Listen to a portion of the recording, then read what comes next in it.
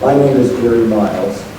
I have not known Alan as intimately as some of you, but one of the great pleasures of my wife Peggy and me is to have been friends with Alan and Rebecca from shortly after they arrived from their respective places of origin at UCSC, from before they were married, from before they were engaged, and to follow them as they fell in love, married, and raised a wonderful family. Over that length of time, certain constants in Alan's character have stood out. His wry sense of humor, his love of music and his talent for it, his generosity, his kindness, his essential selflessness, his deep connection to his families, both his family of birth and the family he made with Rebecca, Selena, and Mari, his love of life, and his active engagement with it. Alan was no bystander. Alan lived so authentically and engaged people so openly that you could not have been acquainted with him for even a brief time without becoming aware of those qualities. It is not surprising then that his friendships were deep and enduring. As we will be reminded today, he touched the lives of us here in many different ways. As an entertainer and fellow musician, as an enthusiastic and truly talented player of ultimate frisbee and frisbee golf, as a dedicated colleague, as a wise and caring counselor of young people, as a friend, as a son, a brother, an uncle, as a genuinely caring and engaged father, and a deeply loving husband. Because of the honesty and directness with which Alan entered into his personal relationships, our gathering here today is much more than a celebration of his life past. It is a recognition that we are all, in different ways and in varying degrees, his heirs. We are the beneficiaries of a generous life that endures because it continues to enrich our own lives. In very important ways, Alan is with us still and will be forever a part of us. I would like now to introduce Alan's older brother, Robert, who will present the eulogy.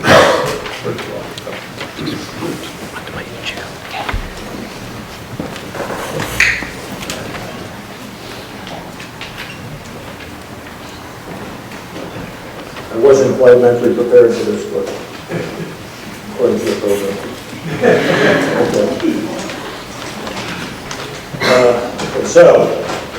In the interest of full disclosure, I have to confess that Alan and I did not get off to the best start. I was first introduced to Alan when I was 3, and before his arrival, I had pretty much had my parents, or our parents, to myself. I guess I was not a natural sharer. And for much of Alan's early childhood, I channeled my resentment of his presence into a campaign of psychological warfare. I must sadly admit I was an effective torturer. Perhaps my best tactic was one that when I informed Alan that I was from a different planet, that I was on a mission to kill all Earthlings, and unfortunately that meant the parents had to go. With tears streaming down his face, he would beg, not the parents. I was not all bad, though. I let him know that if he played his cards right, I would let him be king of Zimbabwe. The history buffs at the time was known as Rhodesia. So, with that as backdrop, I echo Gary's sense of the generosity of his spirit, because it's amazing that Alan ever talked to me again after our childhood years.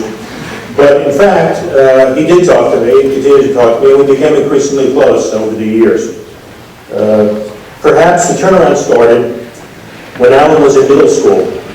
Back then, Alan was pretty undersized. Actually, there was a picture that came up earlier. You kind of maybe got a sense of it. His growth spurt wouldn't come until he was in high school. Anyway, and this may come as a surprise to those who knew Alan as the pacifist he would become. On the football field, undersized Alan was a warrior. He would tackle kids 20, 30, 40 pounds bigger than himself with abandon and aggression. In fact, he was so effective at stopping his opponents that his coach essentially made up a position for him called the monster position.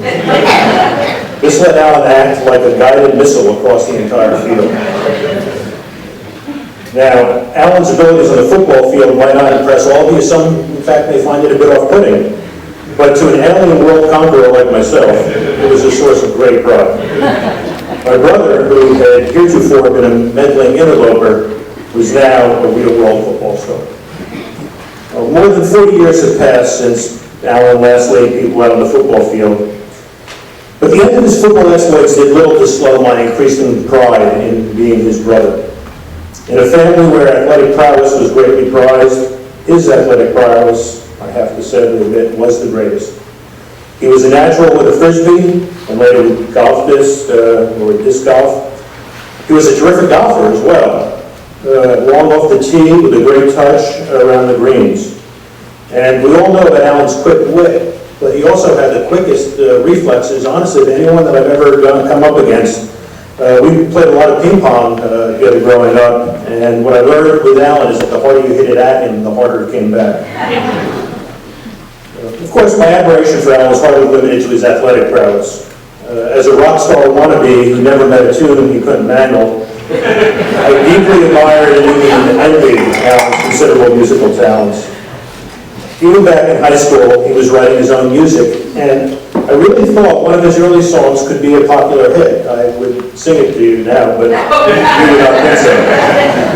But it was really a very well put together song. I really did think so. And although he never did achieve broad fame, in recent years he teamed up with his good buddy John, as we all know, and together they brought good cheer to many an eating and drinking establishment. And I do consider myself lucky to have been one of the many to have heard them play at Ponos. When it came to his career, Alan also earned my admiration. Over the years, we frequently talked about the kids he was working with, and his mood was always bright when he felt like he was making real progress with one or more of them. It's hard to know for sure, but I would bet that there are dozens of individuals around the county of Santa Cruz today leading happier, more productive lives thanks to Alan. His greatest achievement, of course, came as a member of the team Freedman Supply, a partnership that not only thrived on its own, but that produced two terrific junior partners. What am I talking about? I'm trying to say that Alan and Rebecca had a wonderful marriage, and you didn't have to spend much time with Selena and Mary to realize they also knew a thing or two about parenting. So, gifted musician, athlete, therapist, husband, father, much to admire, and admire him I did. But, and completely truthfully, as much as I admired him through the years, it paled in comparison to the admiration I have for him today. I've long been of the belief that a person's true character emerges during times of great triumph or great tragedy. We know which one Alan faced this past year. Yet from the moment of his diagnosis until the very end, at least in my presence, he was always positive. There was no bitterness, no rage, no short-temperedness. There was instead acceptance, enthusiasm, and ample doses of gratitude. In one short example that doesn't really do justice to the essence of how he acted, but it gives you at least a glimmer of the transcendent person that he became, in my opinion. When Freedmans get together, we play golf. And the last time I was out here in early March, it was no different. I was joined by my mother and by my other brother, David, and the four of us went out for a round. Of course, with diminished strength and vision, Alan was far from his top form. However, regardless of how poorly he hit the ball in comparison to his former self, he never once complained. He instead rallied to play the full 18 holes. He tried his best on every shot, and he clearly enjoyed himself thoroughly. I once heard someone say, "We all die, but not all of us truly live." This past year, Alan taught me how to truly live. I couldn't be prouder to be known as his brother, and I will try to follow in the footsteps of Buddha Al as he came to be known to me and my wife for the rest of my days.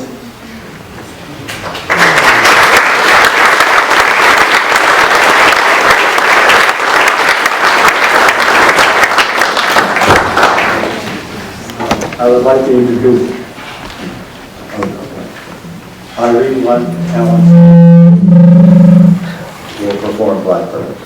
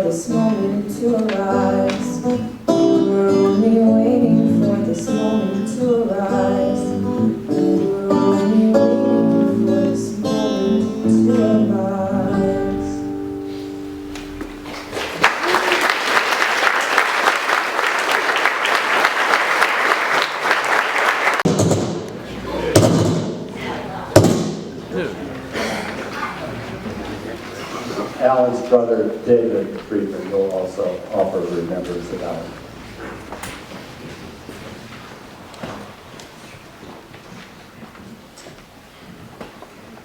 Alan and I were constant childhood companions until about the age of 10. He and I shared a room. We delivered newspapers together on our bicycles, played sports whenever we had time, and generally were with each other during our free time almost every day. We were siblings who loved each other, but also competed. Our home thrived on competition, which pervaded our lives, but mostly played out in sports. We competed at golf, tennis, ping pong, pretty much everything. That said, the times I remember most about our childhood were the times spent in our backyard just tossing a ball or a frisbee.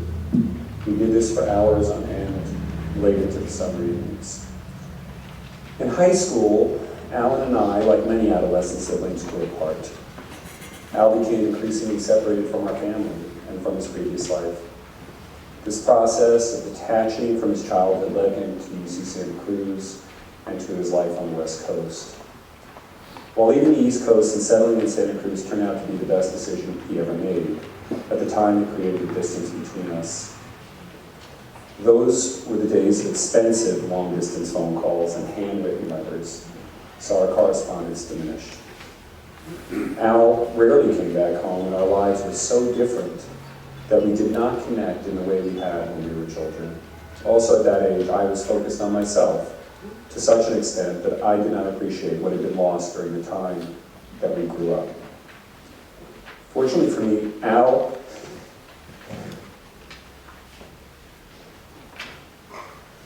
was relentless. Al was relentless about keeping our friendship going. Al and I were lucky to have children who were similar ages and who loved each other, so we routinely spent spring break together. Al initiated this process and made it happen. At the time, I had a regular research meeting in Fort Lauderdale, where I was able to spend time with our grandmother. Al arranged for his entire family to come join us, and that was the start of many weeks together, including time in Mexico, Lake Tahoe, Sedona, and on Cape Cod. Al and Rebecca would do whatever we needed to make sure we all got together. Al broke down any barriers that had developed, as you all have heard, between us over our decades of separation and two coasts. As cell phones and other communication technology became more widely available, he and I would speak every week. I would often be running around feeling like our conversation was keeping me from doing the important things I needed to do, but Al clearly wanted time and attention. And if the conversation ended after 20 or 25 minutes, would say, "So, you have to go so soon?"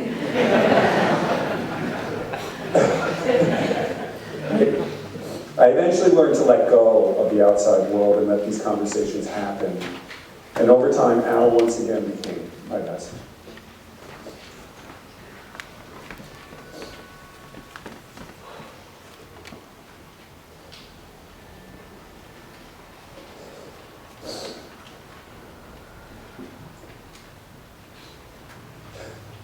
I speak with Al about everything in my life, and nobody has known me as thoroughly as he did, and still never reach out again. Nobody ever will. And that's a tremendous loss. I'd imagine going home with Al, spending weeks hiking, playing his golf. Listening to him when you talk, and that will not help.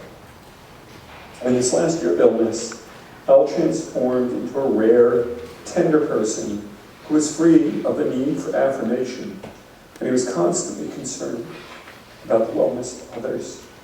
He appreciated every small gesture that I did for him, and worried terribly about burdening Rebecca, whom he clearly loved intensely.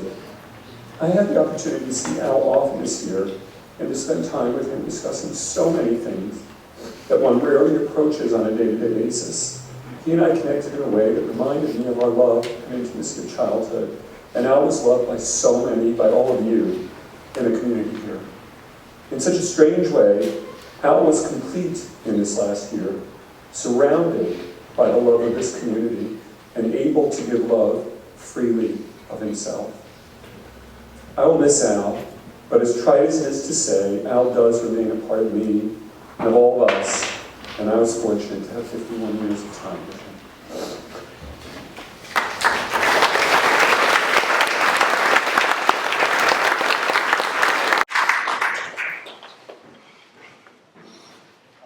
I would like to introduce a trio of Alan's friends and fellow musicians. Chris Heathcliff, John Scott, who together could be called his soul brothers. They were friends with Alan since they were all undergraduates together. Often got together with him throughout the years to play music and, as they say in Hawaii, talk story. And also John Spivak, who performed with Alan as his brother, the other half of the duo brothers. Together, they will perform one of Alan's compositions, I Will Always Love You. Hi, everybody. Welcome today. Alan would have been so thrilled with this turnout. He always loved to have his music play to a full house. John and I have been close friends and fellow musicians with Alan for 35 years. And during that time, we were essentially his background singers. If Alan was the engine that drove this music, we were essentially the air conditioning. Alan was writing songs all the way up until his diagnosis, and the song I'm going to do for you right now was one of the last ones he wrote. It's a song that he wrote for his daughters, his wonderful daughters, Selena and Marielle. But I think if you close your eyes and just let this song come in, imagine that Alan's singing it to you, I think everybody in this room will find a message in it for them. This is called I Will Always Love You.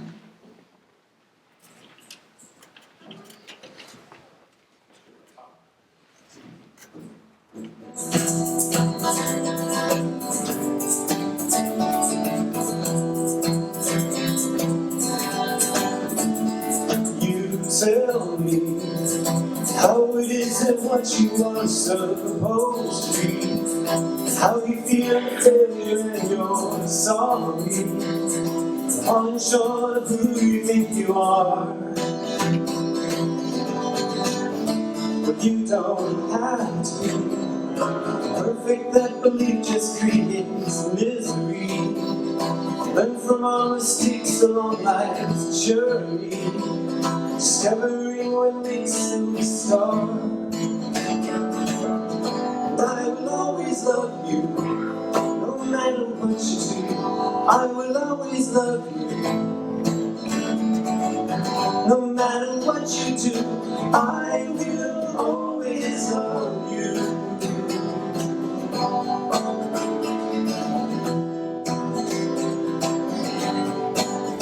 But you're a gift to me. You're a treasure in a deep blue sea. So run the depths and dive into your mystery. Let your spirit bubble up and soar. And I will always love you, no matter what you do. I will always love you, no matter what you do. I will always love you. You have nothing to prove, you gotta love yourself.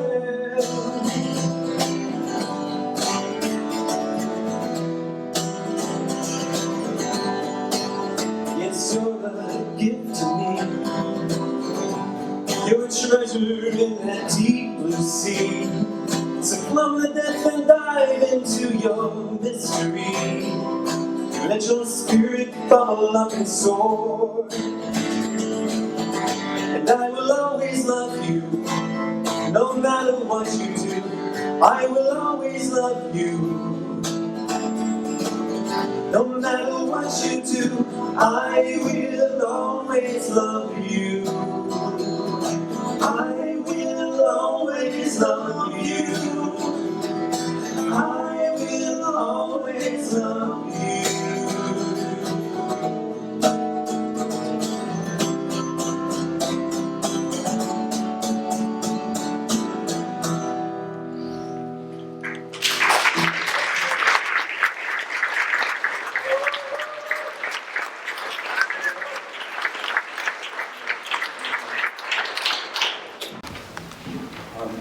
I would like to introduce now Scott Monroe, one of Alan's dearest friends and a co-worker at County Children's Mental Health, and he will share some of his remembrances.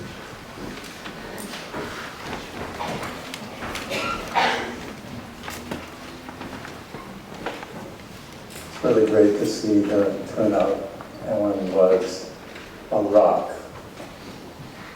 For so many young people, it was so amazing to have a person of his enormous talent and incredible intelligence in so many directions, who prioritized love and relationship the way he did.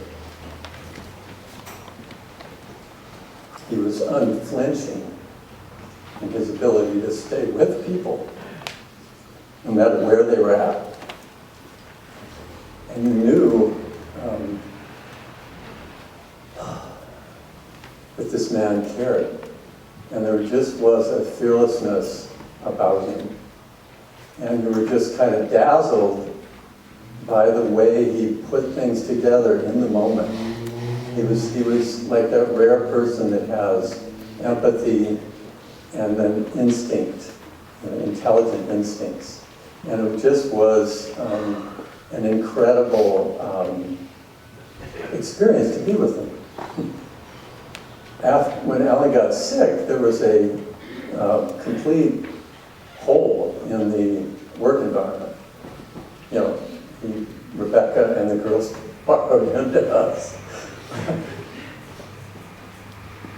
He would leave that place like a rocket at 6 o'clock. It did not matter, how engaging the conversation I was having with him or the call that was coming in, he'd go like, it's time to go. And he would be across town and with them. So I do think this is a person, I know because I kind of knew Alan's tumbleweed side and single guy, and I met him years before I worked with him. He was in my network of friends. And he was like a lot of men in this society. He was solo. He was after it, whatever it was. And, a little bit fragmented. And he was a man that ended up belonging to this group of people. So he went truly from being solo to being part of a family and to being the rock that he is in that family. So just to contextualize it, so I work at Children's Mental Health, which is a nonprofit agency.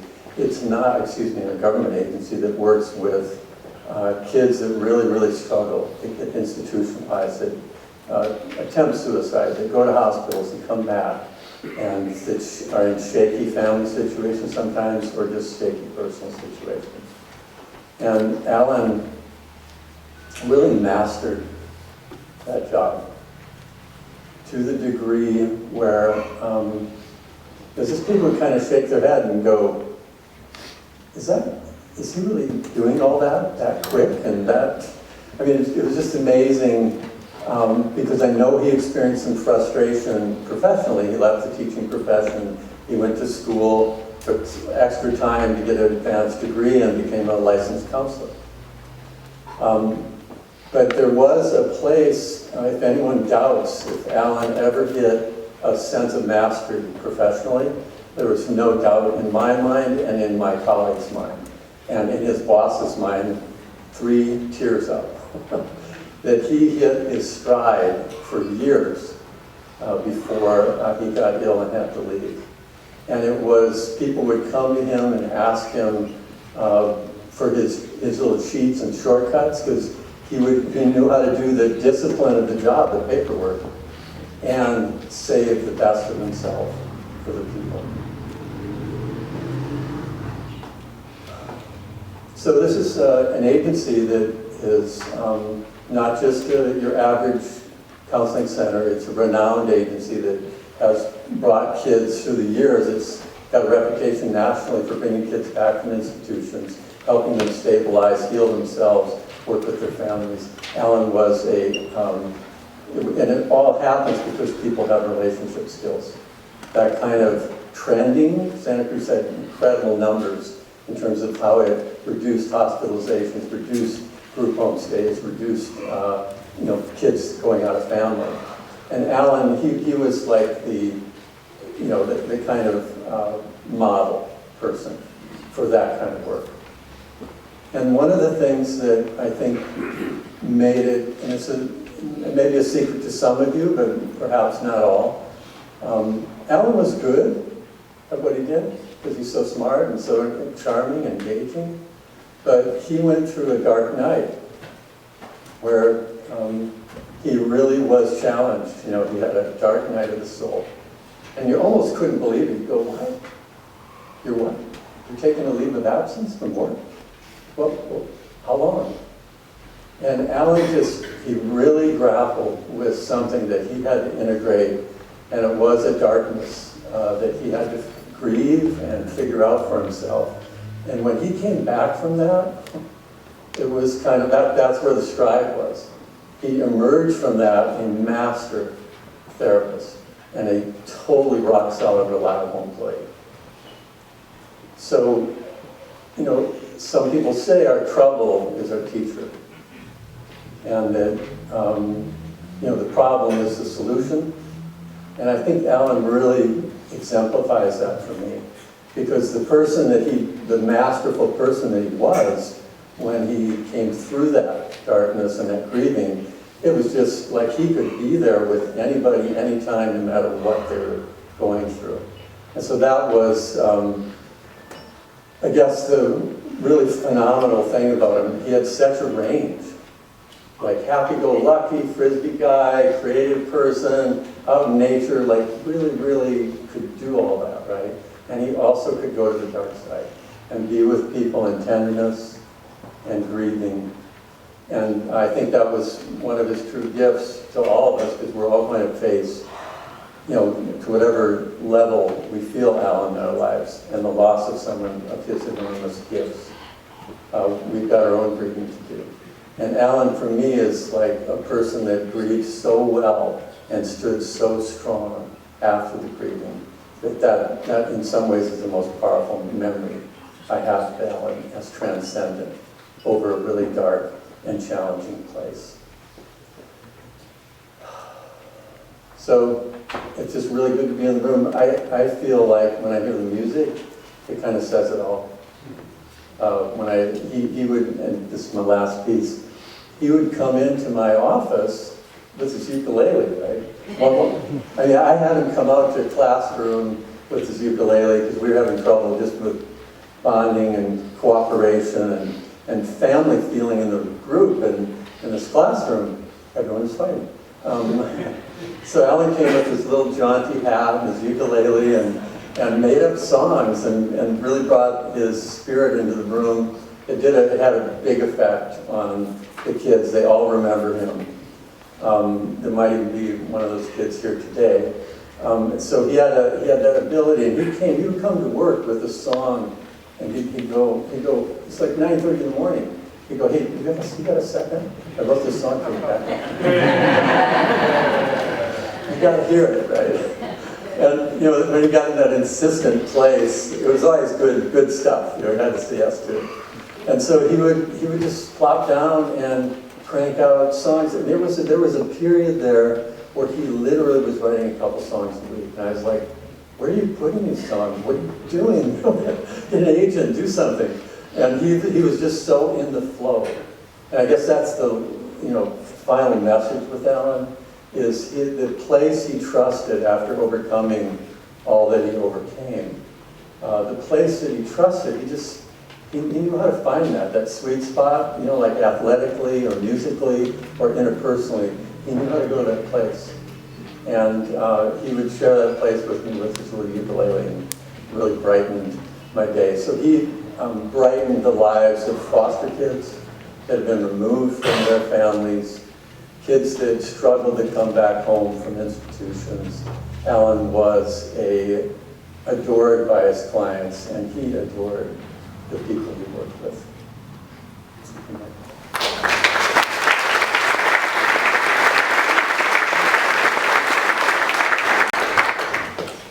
Laura Schaefer is a close and has been a close and constant friend of Rebecca since their childhood.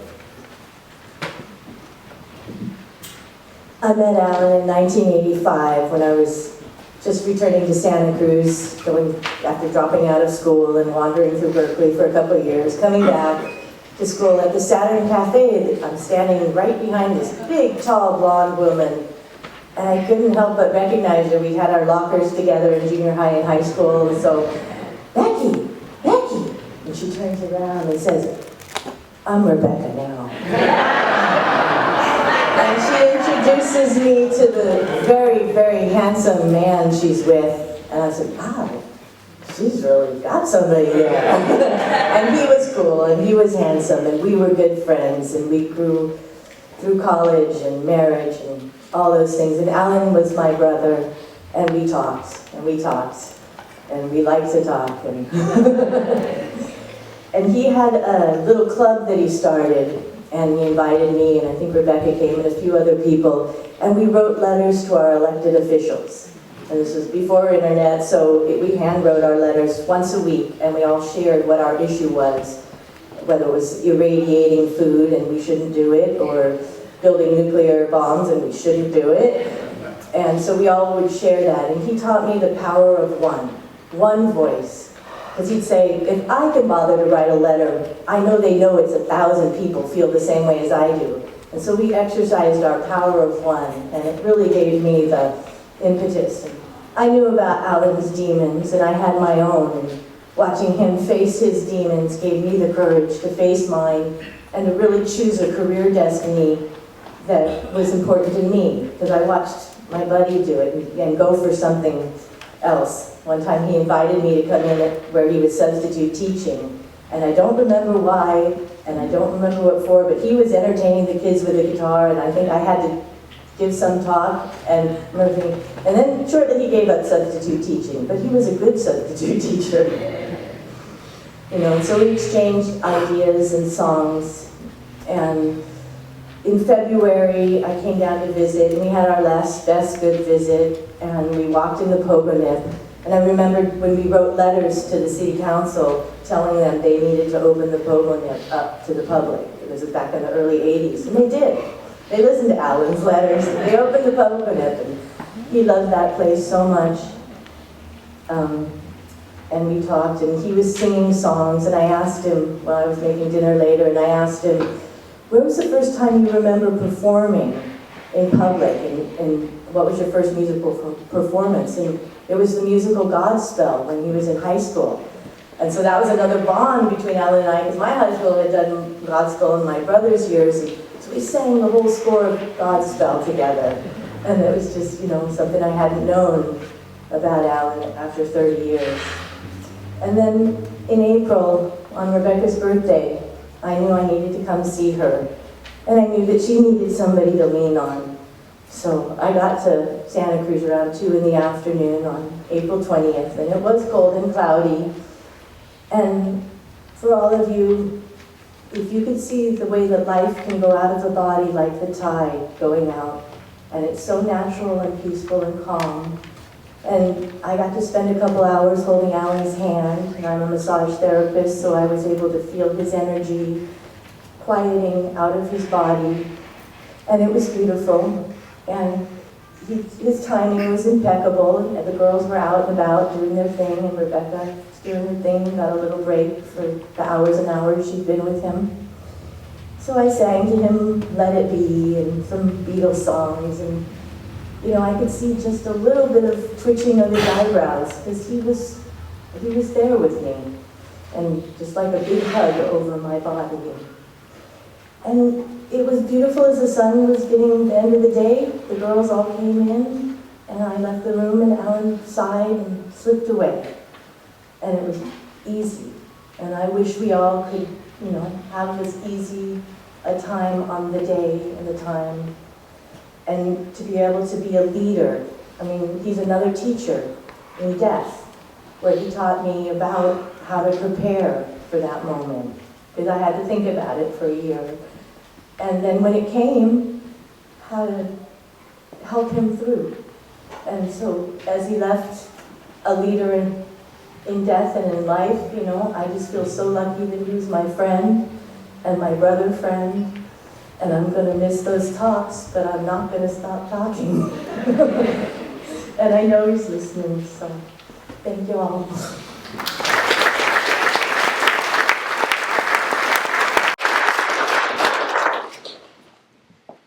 Chris, John, and John will perform another of Alan's songs, Don't Let Your Troubles Get You Down.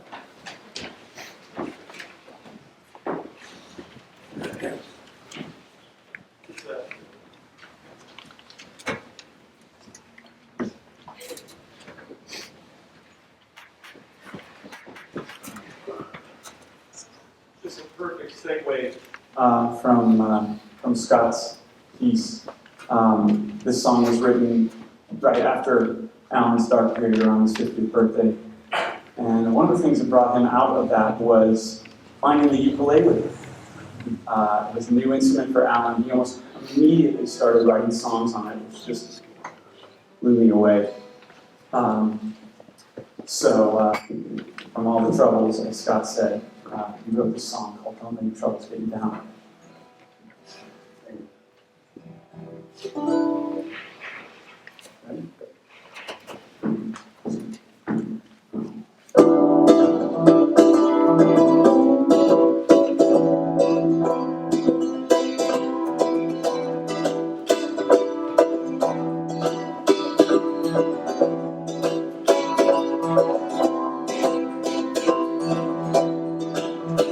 You can do what you want. You can sing your own song. You can try to get along with yourself. You can say what you say each and every day. Make peace with yourself and everyone else. Don't let those troubles get you down. So many of them to be found. Don't let those troubles get you down. No, no, no, no, no.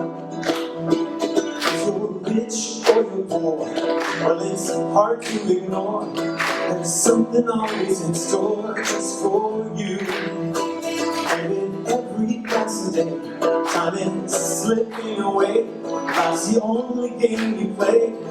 Now you choose to don't let those troubles get you down. So many of them to be found. Don't let those troubles get you down. Silver lining to every cloud. Another lesson to be found.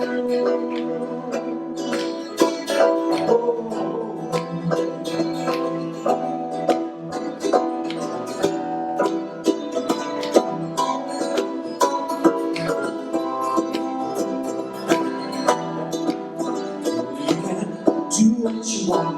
You can sing your own song. You can try to get along with yourself.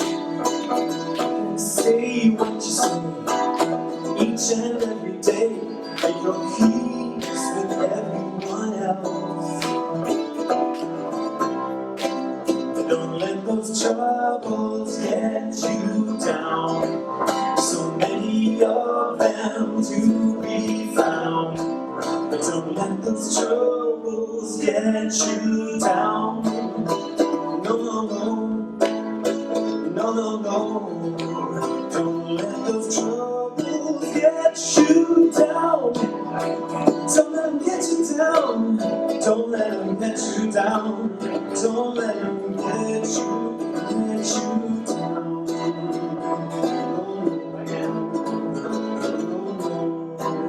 Don't let those troubles get you down.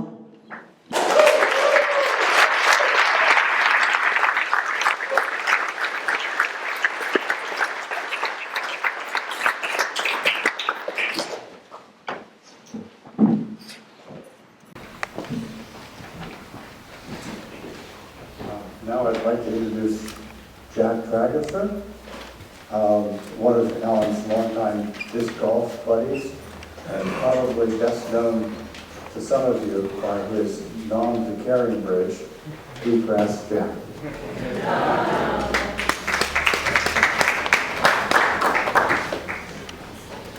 You know, I'm a longtime disc golf friend of Alan's, but I can see five longer term disc golf friends that are here today.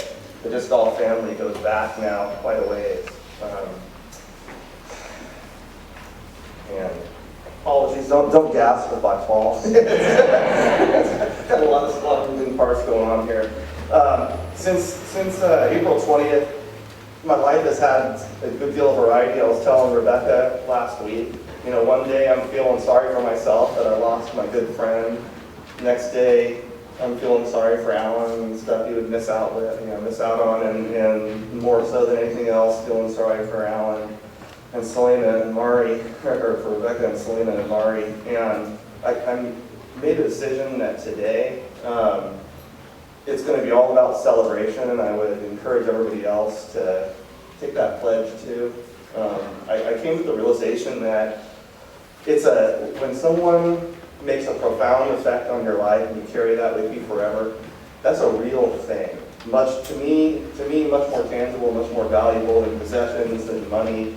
And so I'm just ecstatic that I had what I had with Alan. For those that don't know much about Alan's disc golf side, I can tick off a quick bio for you. He was the California State Singles Champion for winning the Fault Line Classic in Santa Cruz. He was the first local to do that. So, absolutely top-notch player. By the way, anyone that knows Alan knows that he's very gratified that he knows the bars. He was a 5-time member of the Santa Cruz disc golf team. It's kind of like a Ryder Cup honor. Really big deal in Santa Cruz to be a part of that. He did it 5 different times. And probably, more than that all sounds real good and it makes him feel good and you know that he was a good player. But the entire time that I knew him, he used disc golf as a tool with the clients that he worked with and with the students that he taught briefly when he was a substitute teacher. And not only did I hear many, many different times that he had this car, why are those discs in your car? Or those are the discs that I give to my clients when I run into them. Also, numerous times on the course, we would run into people who he had introduced to the game of disc golf, and whether they were former students of his or former clients of his, invariably they'd be thanking him for that. So that was a real big impact. Disc golf friendship, we met personally in '96 when he was at the height of his disc golf prowess. He had won that state championship just a couple years before in '94 at De La Viega, and he was still among the best players to beat locally. I was fairly new to disc golf, at least disc golf with baskets, and I don't think he'd mind me saying this, he hustled me pretty good.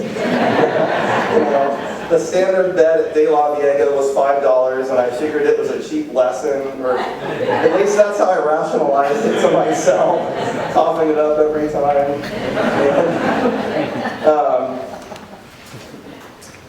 And if you're wondering, by the way, if I ever evened things up with Alan over time when it came to wagering, it should surprise nobody that the answer is no.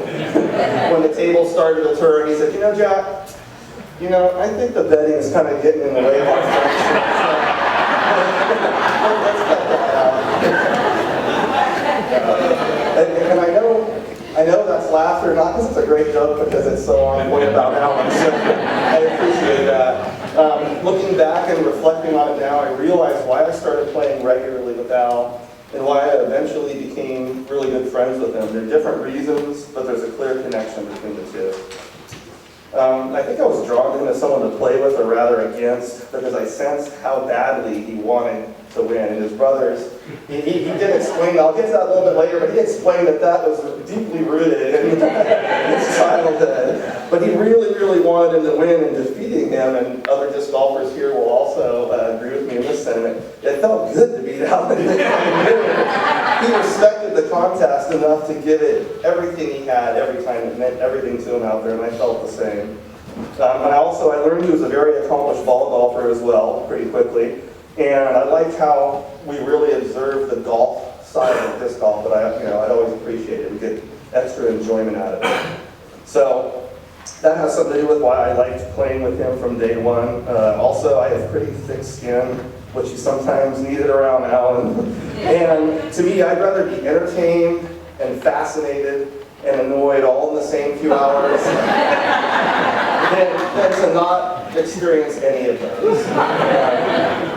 And everyone here knows that Alan entertained people with his music. I found him to be an entertaining person, period. And I don't mean like comedian, he'd tell you jokes and he'd make you laugh. The way he would interact with people every day in his day-to-day life, I found it highly entertaining.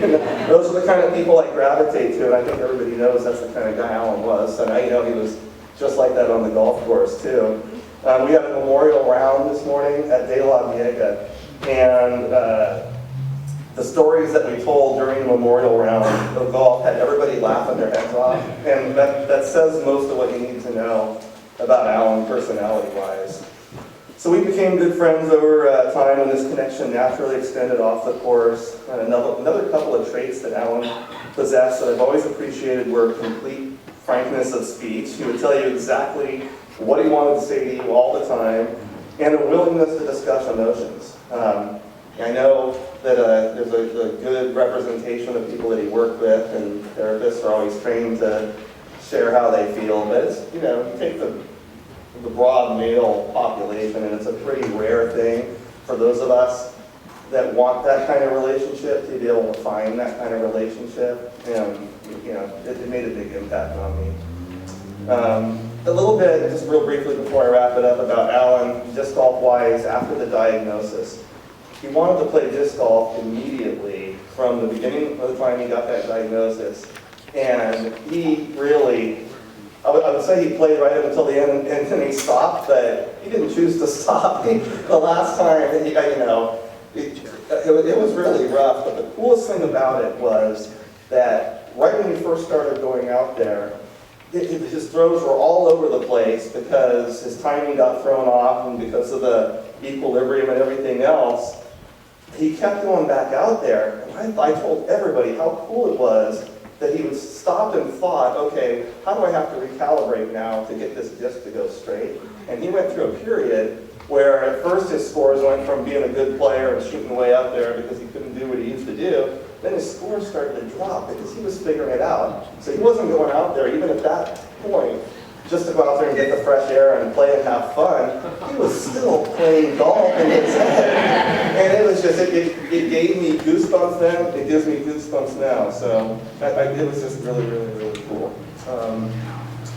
I'll conclude with a sentiment that I'm sure he would want to say to you, all of you today, and something that all of us have probably heard, or most of us have heard him say hundreds of times over voicemail, and that is, I hope this finds you well.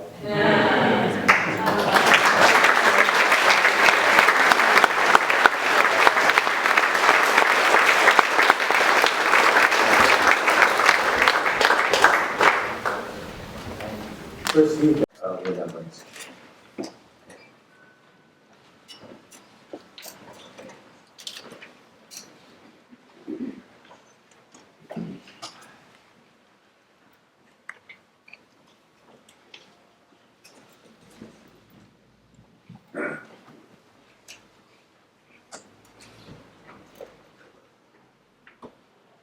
Alan Mark Friedman will go down in the annals of UCSF Medical Center as the only brain surgery post-op to ever play guitar and sing in the recovery room. Picture, if you will, our protagonist, barefoot, in a hospital dressing gown, 3-day growth, pork pie hat, with an IV sticking out of his arm, letting it fly for all the world to hear. No one could measure this man's heart.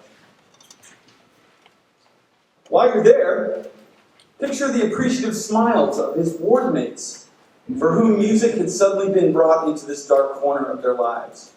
The double-take stares of disbelief of the staff, and the bemused grin of the chief surgeon, who could only stand in the doorway and talk about how he hadn't gotten the music gene. Alan had that gene. Music was something that Alan carried with him like most people now carry a cell phone. It went with him everywhere he chose to go. If he'd been active in his local temple, he probably would have been the cantor. One of my favorite family stories that he used to tell was about certain Sunday mornings in the Friedman household in his youth. Alan's father, Richard, would have finished doing the New York Times crossword puzzle in pen in 10 minutes. And he would get up from the table and go to the piano in the living room. And there he would sit, playing and singing Broadway show tunes, with Alan sitting close by and sometimes singing along. Alan always told this story with a smile on his face. And when I think about it now, I think that maybe the greatest gift his father ever gave Alan was his love of popular song. I think it's safe to say that everyone here today was touched at one time or another by this gift. There are many noteworthy qualities that we recognize when remembering Alan. His off-the-charts emotional IQ, his loyalty, his quick-witted sense of humor. One of the qualities that was a constant in all the time I spent with Alan was his hunger. I use this word in more than one sense. There is, of course, the fact that Alan was almost always quite literally hungry. One of the nicknames we had for Alan on our collegiate sports club was, "Alan, what are you eating? Can I have some?" The man had the metabolism of a greyhound. Along with his music, Alan was rarely seen without a bag stocked with miscellaneous foodstuffs. A typical inventory would include dark chocolate, summer fruit, tortilla chips, leftovers from last night's dinner, and anything else that might have looked good as he was racing out the door to his next activity. But when I speak of Alan's hunger, I'm also referring to the restless passion he brought to his relationships, his work, and his personal interests. As a musician, whether performing on stage or just playing with his friends on the back porch, even if he had been playing for hours with very little break, he was always ready to play one more song. While many of his peers had stopped writing songs in their early 30s, Alan was, if anything, more prolific and writing some of his best material in his 50s.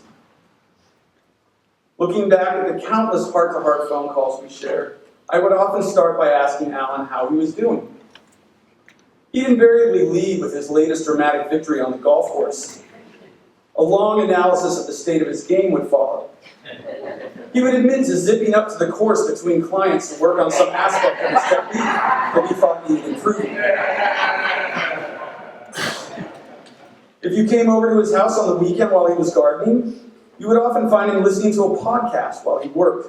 The subject would invariably be psychotherapy, or some other aspect of the mind or the human condition that he was interested in knowing about. At his best, Alan was inquisitive, open-hearted, and always hungry to experience the pleasures of his beautiful life in Santa Cruz. During one of the music rehearsals for this ceremony, I had a small visitation from Alan. John and I were just finishing running through a song when I had a vision of Alan sitting there next to me, wanting to show me how he would have played. Something like this would happen sometimes when we were swapping songs with a shared guitar. I would finish a less than stellar rendition of some song, and he would give me a playful look of mock-exaggerated irritation and say, "Give me that." Then he'd take the guitar and proceed to play several songs in a row with his usual energized grace. This vision, in turn, brought to mind a memory that I'd like to share with you today. Alan and I were in our mid-20s, and on our way one Saturday morning over the hill to a tournament in Contra Costa County. Alan was driving that day, which left it to me to play the role of co-pilot and troubadour. I have very few memories of driving any distance with Alan that do not involve live music. There was rarely any use for a radio when you were in the car with Alan, because he would usually be in the back seat with a stringed instrument. So anyway, we're blasting up 880, and Alan is calling out tunes for us to sing. At one point, he calls out an original song that we had written together. I'm making my way through it as best I can when suddenly he rolls down the driver's side window and says, "Give me that." The neck of the guitar goes out the window, and I instinctively lean over and start steering for the passenger seat. Soon, I'm singing harmony as I make my way through traffic, and there's Alan with a large smile on his face, speeding down the highway at full volume. As I recall, we did the last 20 minutes of the drive like that. It worked with a bicycle. Why not try it with a car? Okay, in the days leading up to the ceremony, I wondered more than once what Alan would think of this event. What he would do if he were here today, taking all this in. I imagined him with us at the end of this ceremony, giving everyone a hug.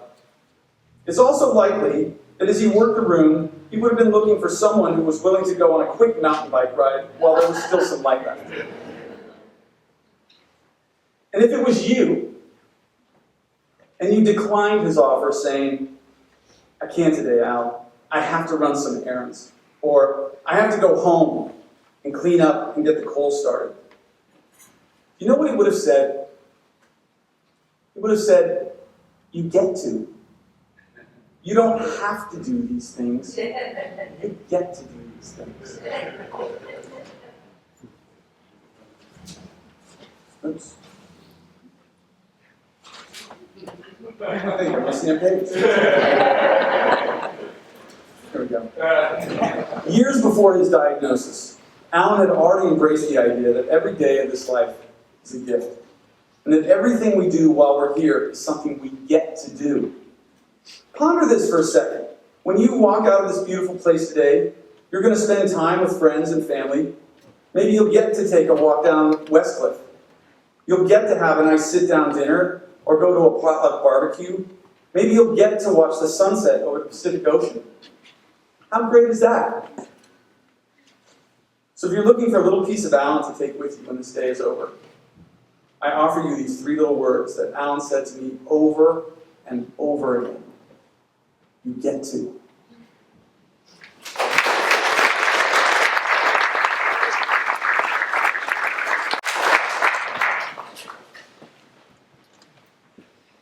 I would like now to introduce Thad Modine.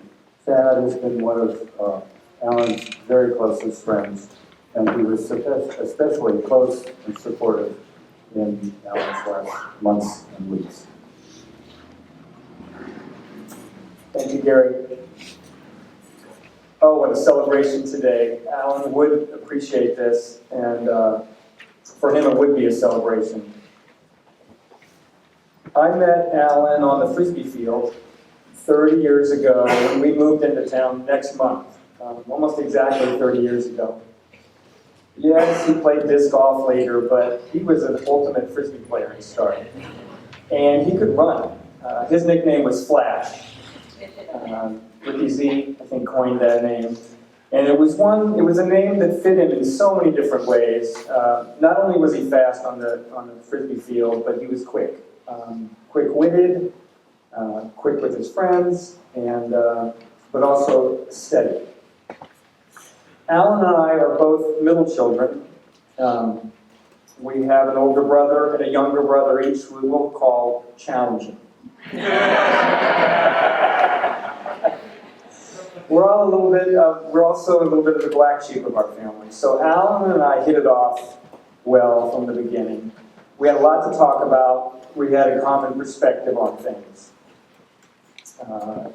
Back in our 20s and 30s, we did a lot of mountain biking together before mountain biking was really a thing. We used to go up on Wilder Ranch before Wilder Ranch was Wilder Ranch, and we went to Coast Dairies. He used to have no trouble getting over fences. I would follow in places. So I speak on behalf of all Chaos players. He was a member of Chaos. There's a lot of you in the room I know here today for who he was and starting as a Frisbee player. I've done a lot of hiking with him as well, especially since his diagnosis. I miss the guy. You've heard today how colorful he is, Spark, a musician, wry, witty. But as I've been thinking about Alan over the last few weeks, and it took me a while to figure this out. One of the things about Alan, I think Scott got this right, and Robert too, when he called him Buddha Al. Alan had both the yin and the yang, the full circle. If you knew Alan, you knew he was both a talker and a listener. Gosh, could the guy talk? I mean, I've been with Alan, he's gotten me into trouble, and he's gotten me out of trouble. He was a peanut gallery all into himself. We had a softball team, and we made him our catcher so that he would talk to the other team as they batted. Oh my gosh. You struck at that? Better swing at this next one. The other team came to our dugout and said, if you don't shut him up. Another time, we were in Coast Dairies, back before we should have been, over the fence. I was me and Alan and Shelby. And, here came the officer, the local security guard, and Alan says, just like takes off. You know? He's not going to stop and talk to the guy. And we get to a fence, and we jump over that fence, and the security guy has almost caught up to us in his truck, but he has to stop and unlock the gate and go through the gate. We're just tearing down, and we get, like, of course, he catches up to us, stops us, and by that time, Alan has prepped us. Don't show him your license. Don't tell him who you are. Make up names. So he immediately says, I'm Bob Polaris.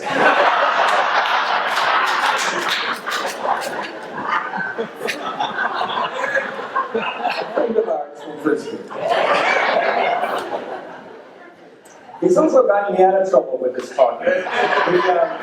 We were in Bend, also for Bob Polaris, and we were in Bend, Oregon, and we were driving to go rafting that day, and we get pulled over by an officer of the law. Alan is sitting in the passenger seat, and Alan says, be quiet, I'll handle it. The officer comes to the right-hand side, of course, Alan's side right there, and I'm in the back seat, I'm thinking, oh my gosh, definitely getting a ticket. And he rolls the window down, and the guy's name is Officer Joy.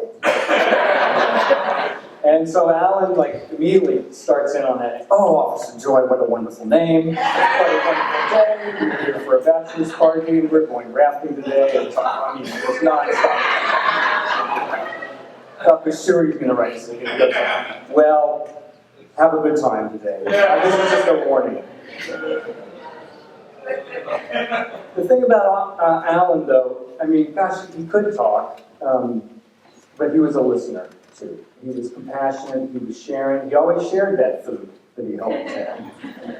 He also shared his feelings and his emotions, as Scott was saying earlier, Robert as well, that, you know, that he's compassionate. As a therapist, as a friend, I could go to him with anything, and I often did. He helped me with my relationship with my kids. He helped me being a more open father. He helped one of my sons come to decisions. He had several colleges he was thinking about going to. He didn't know where to go. He went over one of those weekend afternoons when Alan was working in the yard, and Alan just asked him questions, helped him figure out how to make decisions, which is one of the most difficult things in our lives. Alan was also, speaking of the yin and the yang, he was also vulnerable and low sometimes. He had self-doubts. I was maybe 30, or he was about 30, I was just over 30. I just had a son, my oldest son, Tyler. And we were mountain bike riding, and he was deciding whether or not to have children. He didn't trust that he would be a very good father. That he kind of saw himself, as we all do sometimes, a little bit selfish. He wanted all of Rebecca's attention. and he was going through the doubts of, you know, am I ready to be a father? Can I be a good enough father? And thank God he did. I said, of course you can. And it turns out, you know, as you heard many stories today, he's an awesome father, he's an awesome husband, he's an awesome friend, uncle, brother, and son. I'm going to miss Alan. I miss him already. But as Gary said, he's with me still, and he'll always be with me. Thank you.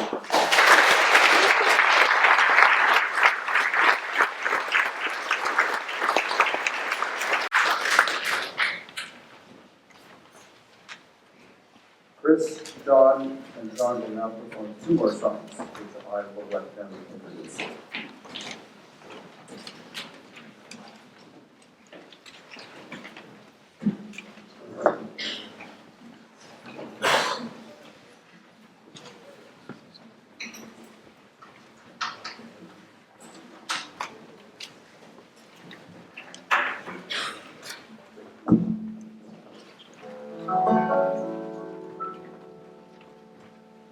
So this is a song Alan wrote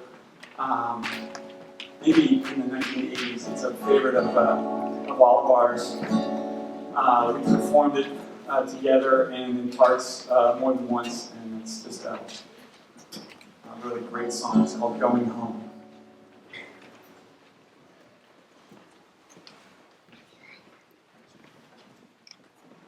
As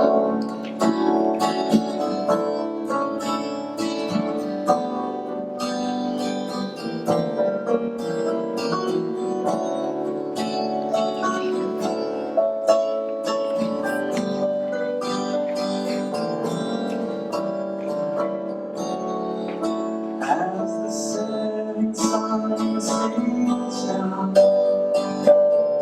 melting to the ground, the world is spinning round and round on a journey orbiting the sun. So they say we're on our way, all on our way. As we are on our way back home, on our way back home, going home, on our way back.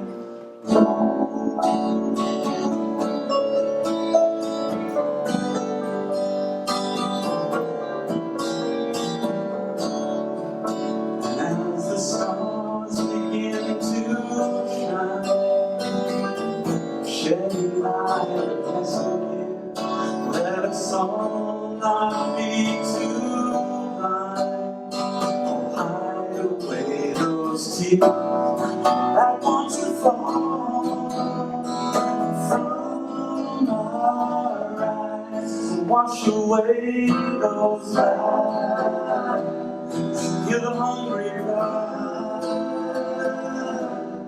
Look into your eyes and see the windows of your soul. Tell me what you see. Is it all a dream that you and I are in?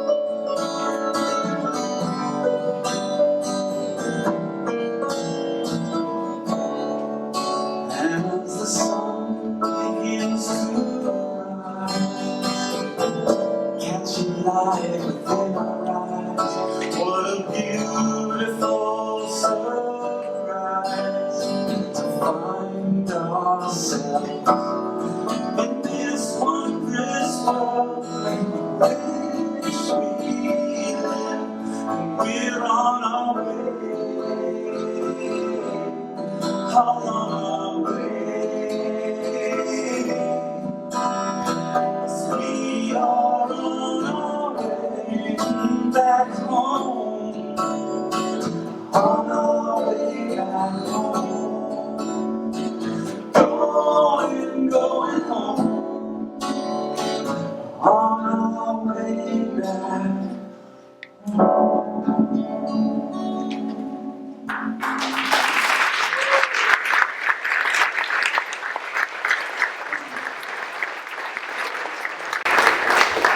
Okay, so it's your turn to sing. Is everybody up for this? Okay. A good song for the end of this ceremony. We've all been going through it since April 20th. As we walk out of this door today, let's let the healing begin. And why don't we start with this song, Here Comes the Sun.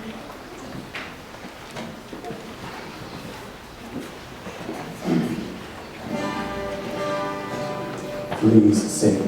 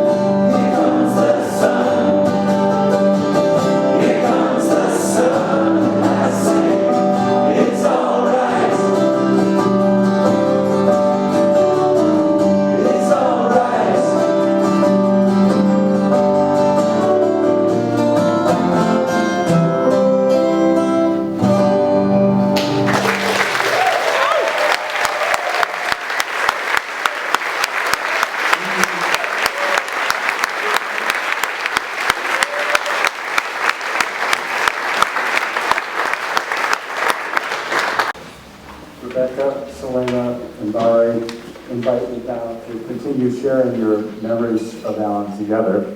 As you enjoy refreshments that have been very kindly provided by Alan's co-workers at County Children's Mental Health.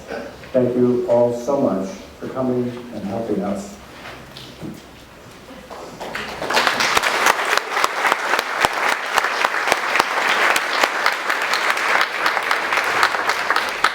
To acknowledge Alan's life as it was lived.